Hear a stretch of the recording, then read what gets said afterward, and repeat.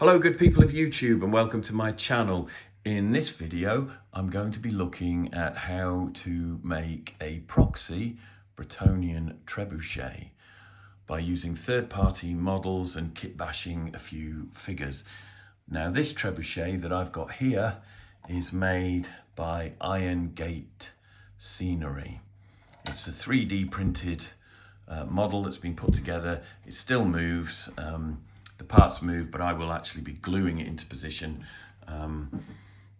when I get ready to undercoat and paint it and everything. And I picked that up from my local hobby store. We'll take a closer look in a minute. It did actually come with some twine, which I might use in some other scenery elsewhere. But I'll be making my ropes out of twisted garden wire and twisted strands of green stuff, and it also came with a 3D printed rock inside a 3D printed sling pouch, which again I won't be using, but that may have some use in my Orc and Goblin tribes army. I've got probably about 7,500 points of green skins, trolls and various other things that I haven't yet featured in any videos, and I will be soon. But as far as that rock and pouch goes, I'll be dropping that in my bits box and maybe using it later. So as I said, the trebuchet itself is from Iron Gate Scenery. I think it's a very lovely model. It does need a bit of tidying up, which I'll come on to in a minute, but the price was also very lovely, £16. It's a good size, so let's just talk about that for a second. In the old world, the base size for the trebuchet is 60 by 100. Now I've got a 60 by 100 base there. This one is made by Green Stuff World, and I've just included my halfling chuck cart that was sculpted for the FireForge, which I mounted on a 50 by 100 standard cavalry base. This base is actually a piece of plastic card, but it's cut to that size, so I just wanted to include that there so you can see that the War Machine base is ever so slightly larger, and that is a feature of Warhammer the Old World, the slightly bigger base sizes for some of the miniatures and a lot of the war machines and things like that. Now this 3D printed trebuchet model is actually a little bit wide for the base, but it's a pretty good fit.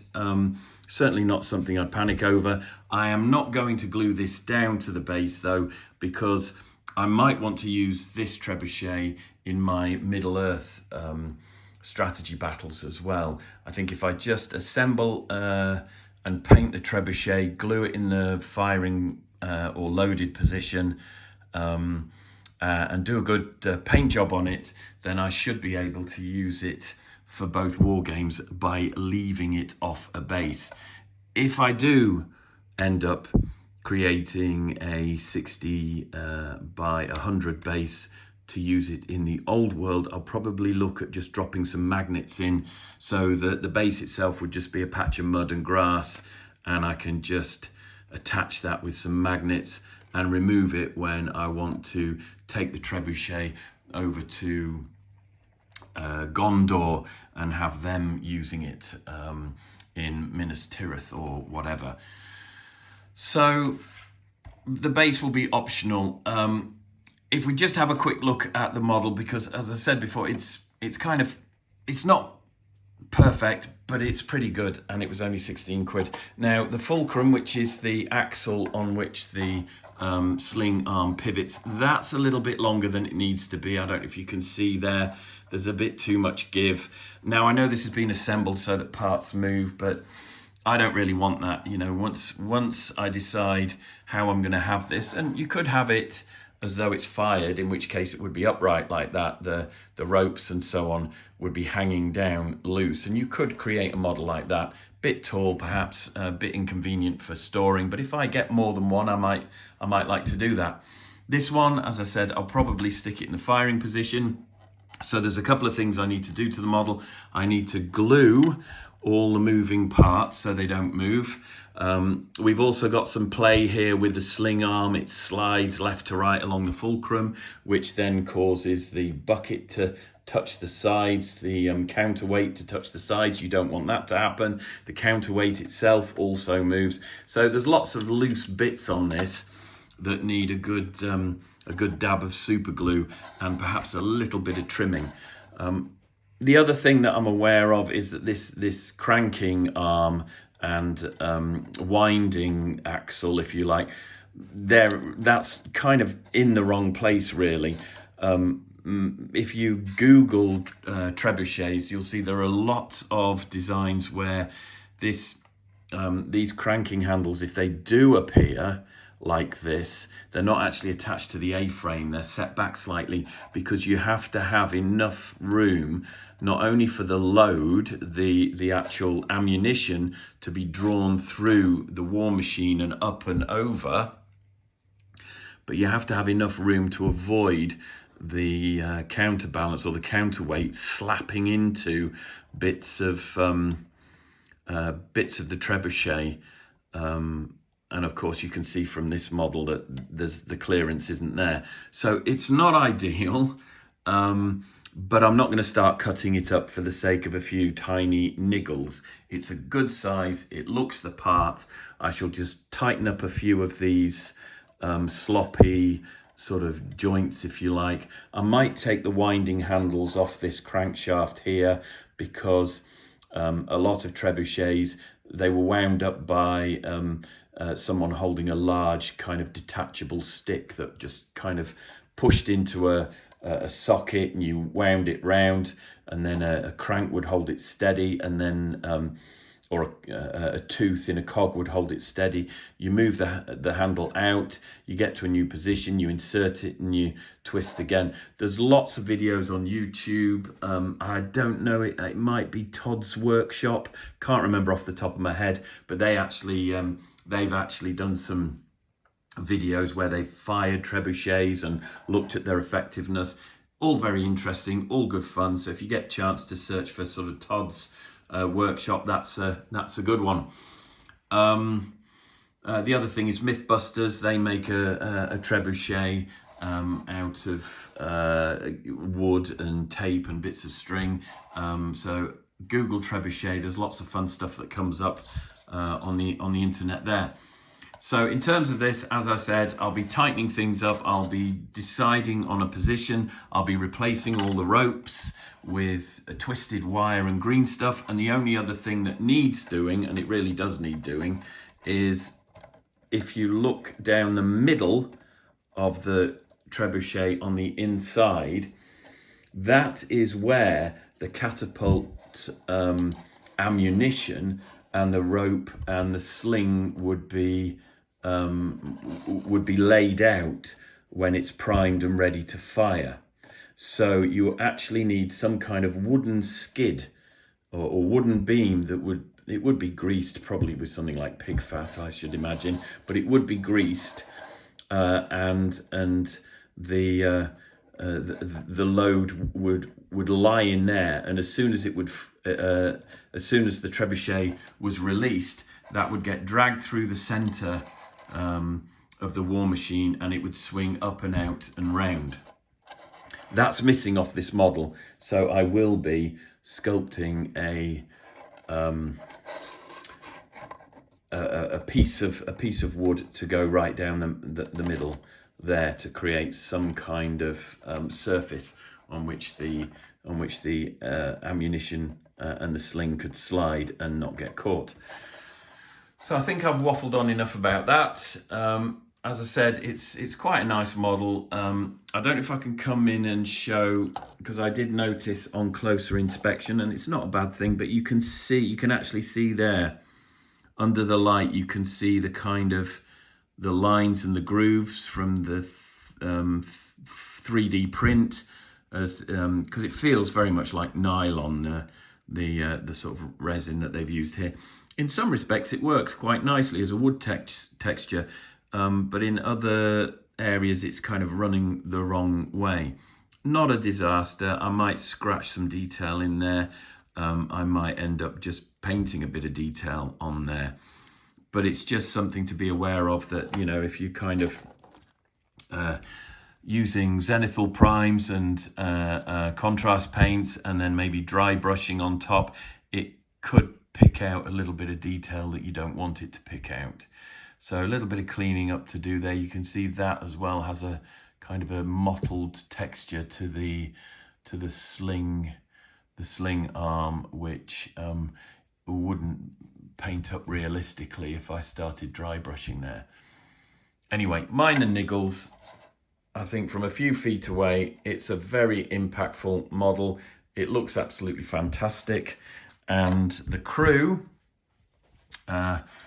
which I'll show you now, have been kit bashed. And I have featured these briefly in my previous video. That's the video in which I looked at this unit here, which are my Bretonnian squires.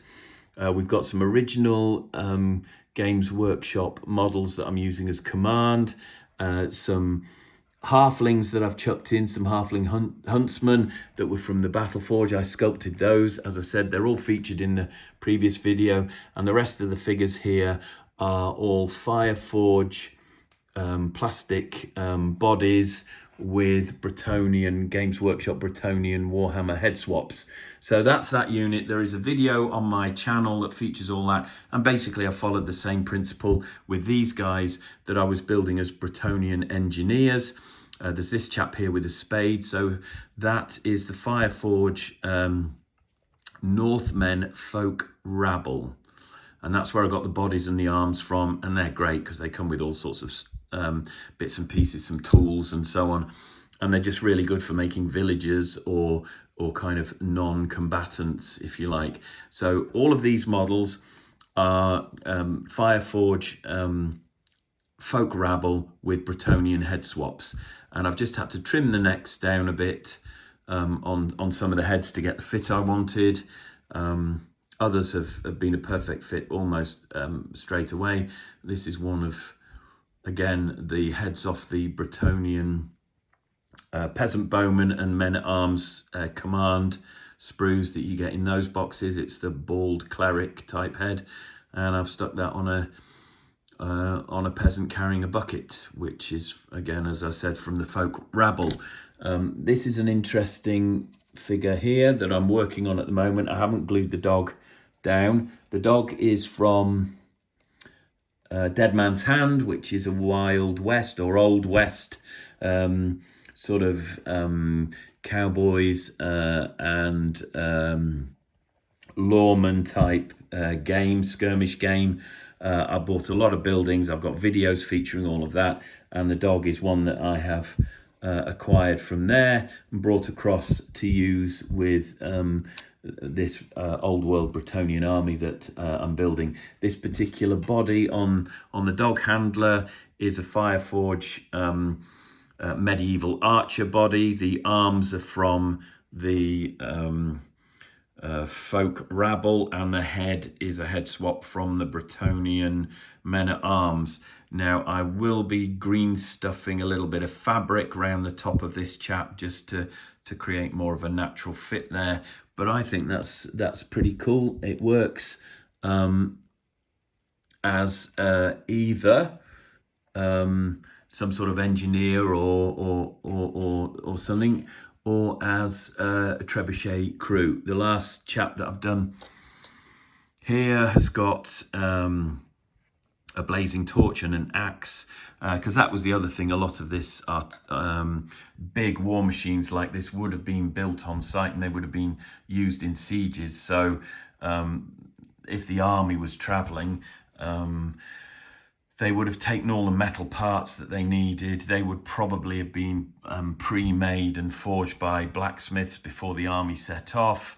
They might have various wooden parts built, but a lot of the stuff would have perhaps been foraged. Trees would have been felled, or timber would have been brought in from elsewhere to build these war machines on site. So that's a whole history lesson in itself, but that's why I included an axe with this chap here, just to make it look like, you know, they've possibly built this thing before they start using it. And just to finish off with, again, I'm trying to avoid casting too many shadows.